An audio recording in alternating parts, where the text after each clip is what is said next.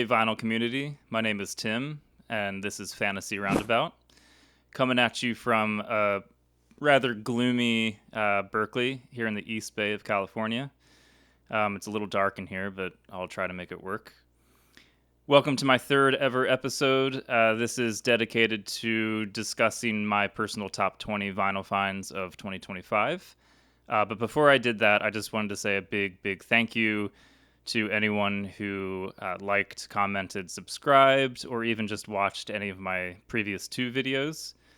It's been a bit of a tough year for me, at least career-wise, and it's nice to stay busy and feel engaged with all of you, so thank you for that.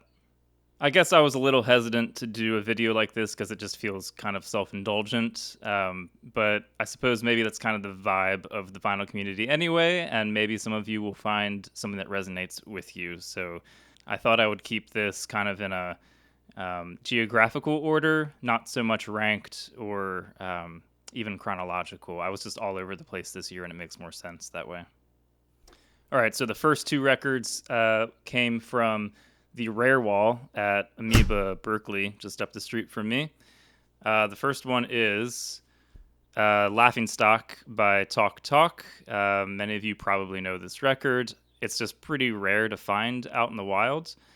This is actually a Euro press on the Polydor labels.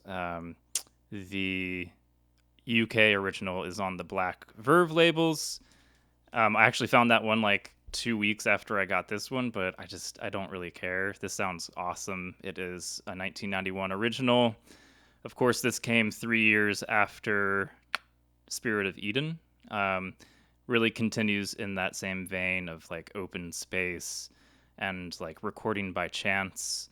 Absolute classic. All right, next up is also from the Rare Wall at the the Rare Wall at Amoeba Berkeley. I think it actually came from the same exact position on the wall, like a week later. But it is a total left turn, and it is Christian Death, Only Theater of Pain. This is a 1982 release on Frontier Records. This is an original with the black and white insert there. Total outlier for me, but it's like a perfect record. I don't even know what you call it. It's like dungeon rock. It's basically the underbelly of Los Angeles. Kicks ass. Incurable disease on the day of rest. I'm walking on water in a sea of incest. I've got the image of Jesus embedded in my chest. I can't leave home without my bulletproof vest. Killing myself for the perfect honeymoon. Fighting with scorpions tied round my neck. I hear the pitter patter of a killer on the loose. Children use their fingers instead of words. Crosses burn on temples on Slaughter Avenue. It takes too much time for me to say I refuse. Time is digging graves. All right, number 3 is from a store called Beakers Records down in Alameda, California. It is a total bliss out classic. This is Michael Stern's Planetary Unfolding on the Continuum Montage label from 1981. If you do not know this record, highly recommend it.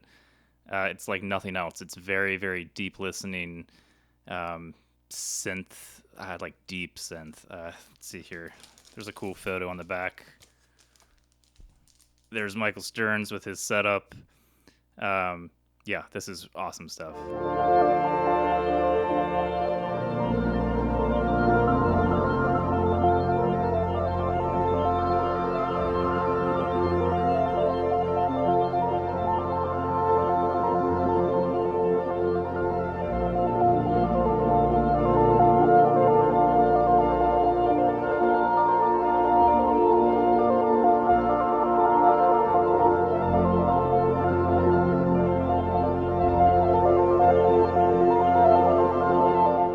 Number 4 is from another store here in Berkeley called Hercules Records. You know it, you love it. It is the White Album by the Beatles. And this is the 1978 UK white vinyl. I guess a one-off recut by Harry Moss. all sorts of comments about how good this sounds. It does sound great, but for me, I really wanted a keeper copy. I've had plenty of versions of this record over the years, and it always felt like I just wanted like something that was gonna satisfy the need forever. This is definitely that. It's expensive, but I was able to just trade a guitar pedal that I wasn't really using, so it didn't really cost me anything out of wallet. Over the summer, I took a quick trip to Washington, D.C. One of my favorite shops there is on 14th Street. It's called Psalm Records. And the next two records on this list come from that shop. First up, I showed this in my last video, in my Vinyl Tag 2026. It is Virginia Astley from Gardens Where We Feel Secure. Excellent, like, pastoral chamber music. Was really excited to find this one. This is a 1983 release on Happy Valley Records, which I think is her label, and it got distribution by Rough Trade.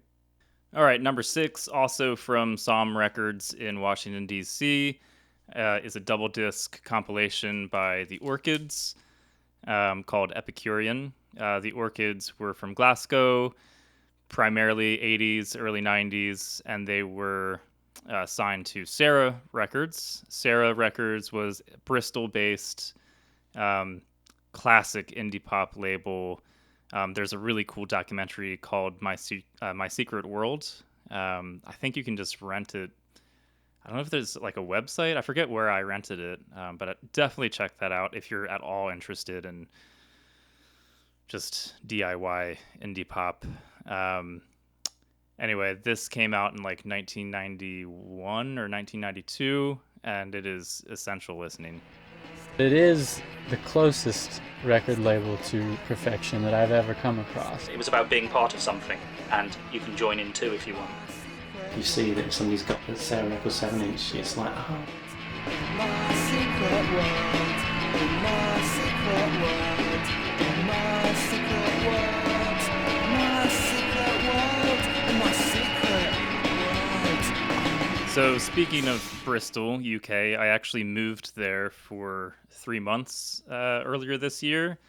And so the next 3 or so records come from shops there in Bristol.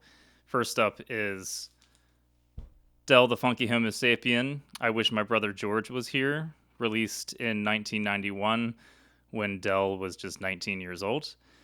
It is not lost on me that Del, who is an East Bay artist from Oakland, I had to travel all the way to Bristol to find this, but I'm super happy that I did. This is from Friendly Records, which is pretty close to where I was living in South Bristol, in the neighborhood of Bedminster. Friendly Records had posted on their Instagram, like they came into some awesome hip hop collection, and this was not featured in that post, but I just had a feeling, so I walked myself down there. It wasn't in the bins. I asked if maybe it had shown up, and it was in the back room. So he pulled it out, sold it to me for a great price, and finally have this. All right, next up is a 7-inch from Wanted Records in Bristol. This is by Duncan Brown. I'm sure you can't really see that, but this song is called Journey, and the B-side is called In a Mist. So Duncan Brown debuted in 1968, an album that was heavily indebted to like British folk, sort of in the vein of Incredible String Band. He didn't follow it up until 1973 with a self-titled record. This comes a year or some months before that in 1972.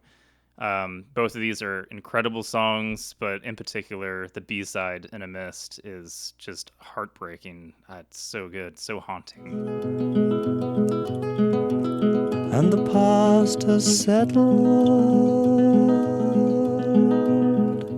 like the early snow that lies buried in the bosom of the deep, deep earth.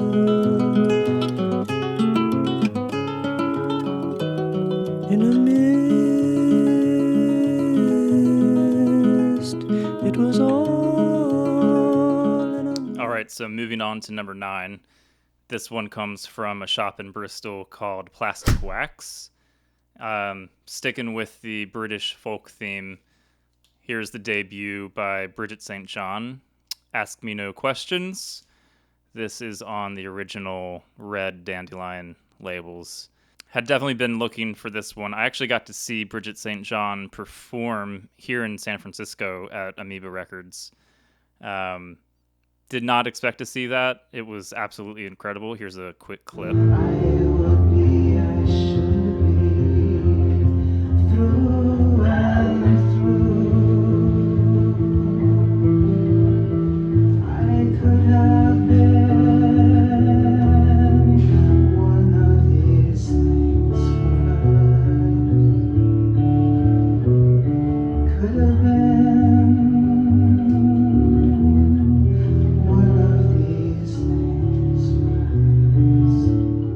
Anyway, as you can see and hear, very much in the vein of Nick Drake. If you like that sort of thing, definitely check this out. And her next 2 albums after this, I don't know her whole catalog, but at least her first 3 records are exquisite. So really happy to find this one. All right, so moving on from Bristol and over to Weston-super-Mare is number 10 on this list. This time it's from classic 80s indie band Felt.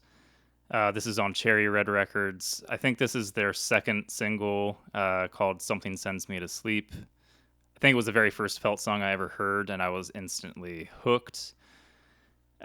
This sleeve is definitely a little chewed up. The disc is awesome. It sounds fine. I don't know, but there's something I kind of liked about that. This is from a shop that is sadly no longer there, called Revolver Records in Weston-super-Mare. Any record store out there by the beach kind of feels like a surf shack or something. Kind of looks like this was sitting on the beach for a while. But anyway, I went there when I first got to the UK, like in August of this year, and then I went back in maybe November, and it was sadly closed. So RIP to Revolver Records. But accompanying me with that whole UK trip was a book, Street Level Superstar, about Lawrence from Felt and Denim and Go-Kart Mozart and Mozart Estate. This came out this year, written with Will Hodgkinson. It's unlike any music book that I've ever read. It's not a biography. It's really just like a travelogue following Lawrence for a year. And even if you're not that into Felt or his projects, I still highly recommend this book. It's hilarious and at times pretty heartbreaking. Overall, a great read. And as a matter of fact, at the tail end of my trip in November, I got to meet Lawrence at a record fair in London, Johnny Trunk's 5th annual Groovy record fair at the Mildmay Club in Stoke Newington. Anyway, Lawrence was there selling bits and pieces of his personal collection and apparently showing off his vanity necklace. So speaking of the Groovy Record Fair at the Mildmay Club in London, the next 3 records come from that fair. The first one was purchased from Johnny Trunk himself, from his own collection. That is this Ennio Morricone soundtrack, Metti una sera a cena. I don't remember what that means. You can look it up. Anyway, this is on the Cinevox label. This is a second press. First pressings are probably pretty difficult to find, probably pretty expensive. This will do. It sounds awesome. This is just like, there's so many Morricone soundtracks. I've spent, like 20 years sifting through quite a lot of them and trying to find what I particularly enjoy. And definitely that like late 60s into the mid 70s kind of electric lounge sound is what I'm after. And this is kind of the peak of that. So fantastic. Okay, also from that fair is number 12 on this list, and also has to do with Ennio Morricone because he appears on this record, but it is Mina, Studio Uno 66. I don't know a whole lot about Mina other than she was one of the most famous like pop singers and actresses in Italy from the late 50s through the 70s. Um, there's a bunch of composers providing the songs for her vocals on this record, Morricone being one. The main song that I know on this is called Se Telefonando. That was written by Morricone, one of the best songs of all time.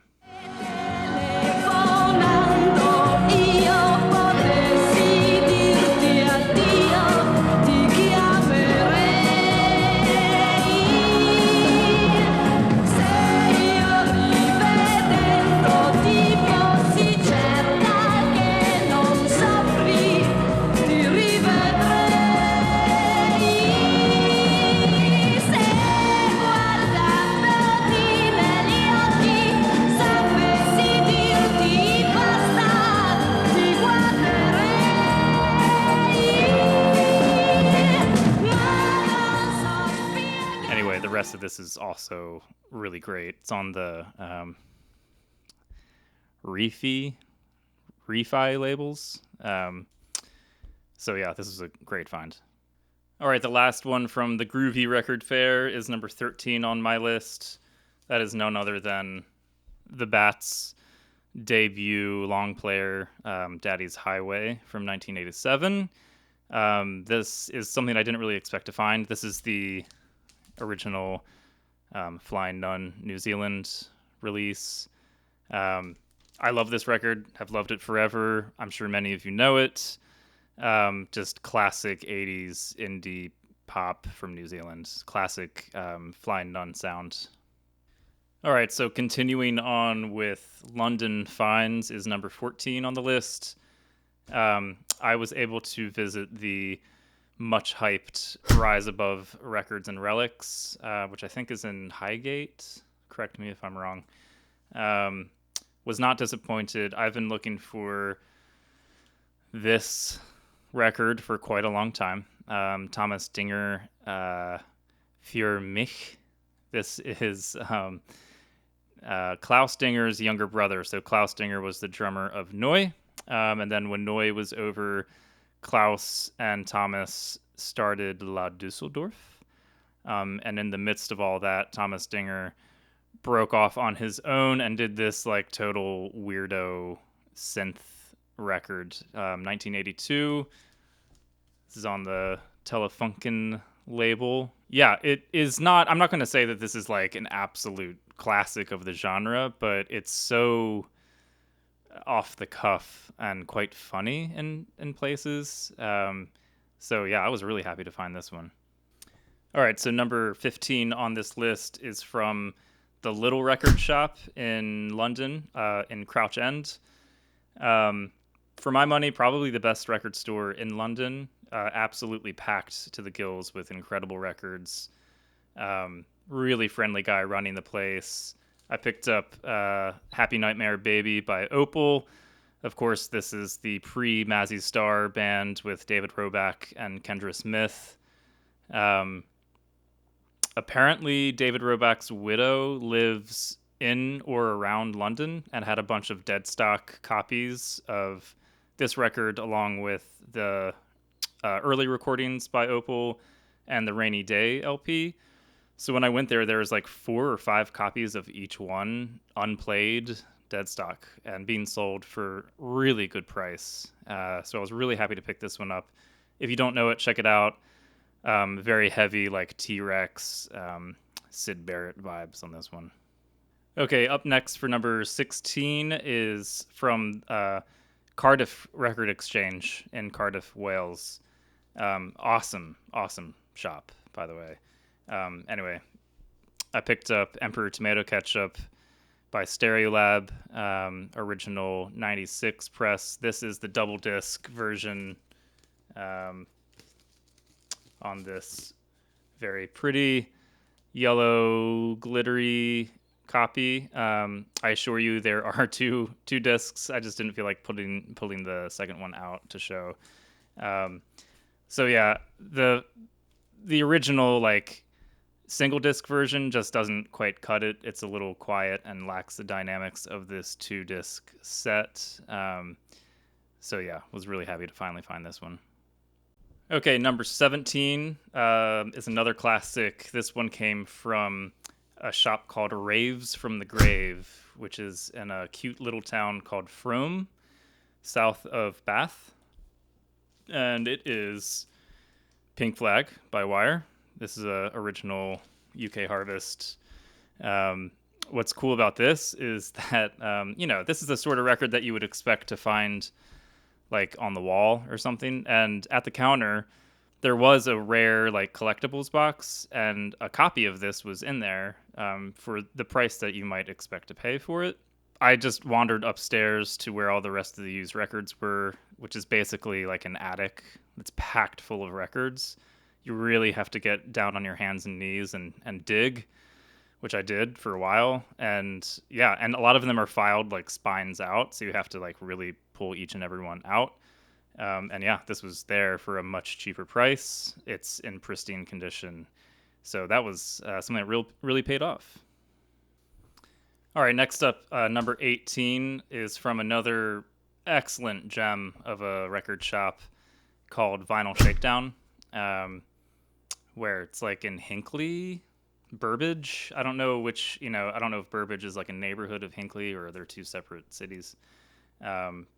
Anyway, it's outside of Birmingham, just east of Birmingham. And great guy running the place. And I picked up an original copy of Voyage by Brian Bennett. This is subtitled A Journey into Discoid Funk. This is like an essential classic of like the library genre. Brian Bennett is a really well-known name. He put out a lot of records on KPM and Bruton labels. Anyway, this is just funky as hell and just an absolute classic.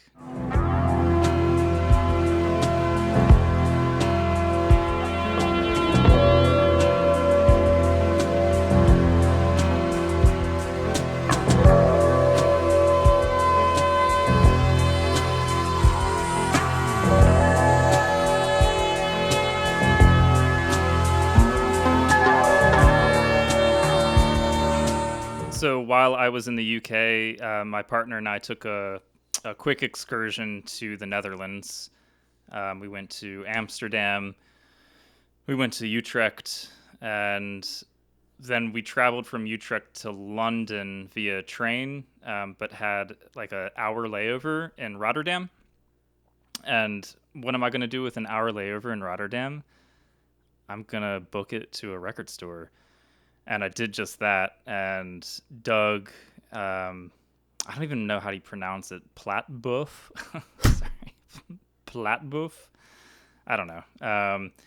But yeah, I had like 45 minutes to dig, and I pulled up randomly the Toms. This is a 1979 like home studio power pop record from New Jersey.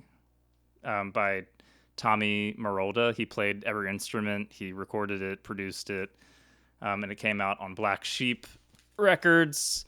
It has been reissued, but I was really hoping to someday find an original. I just didn't expect that I would find it in Rotterdam, but definitely go check this one out. Give it time, though you close the door. I was on your mind, though you close the door. I'll just walk away till I find the day. Someone else will open up their door. I've tried my disguise. All right, last but certainly not least is the only record that is on this list that I didn't pick up in person. I picked this up from one of Lance's Permanent Records nightly drops. The very first Kraftwerk self-titled record, I suppose kind of inspired by the Florian Schneider estate sale that was up this year. Like, I guess I wasn't going to compete with Damon Albarn for a $250,000 vocoder. So I thought I'd at least treat myself to an original press of the first Kraftwerk album. We all know the story that this doesn't sound much like their later 70s records. I might actually prefer this early work. But yeah, lovely to have this. It's a real piece of art. Anyway, that does it for my top 20 of 2025. Thank you for watching. Don't forget to like and comment and subscribe if you're not already. I really appreciate it. I love hearing from everybody. You can also follow me on the various places like Instagram. You can also find me on Discogs if you want to. Do want to wish a very happy holiday to everyone, and a special shout out to anyone who works in service industry or retail, or just required services. I've been there before. I know how much it stinks to have everyone relaxing on their holiday and you're still busting your ass. So a special shout out to all of you, and I will catch you on the next one. Peace.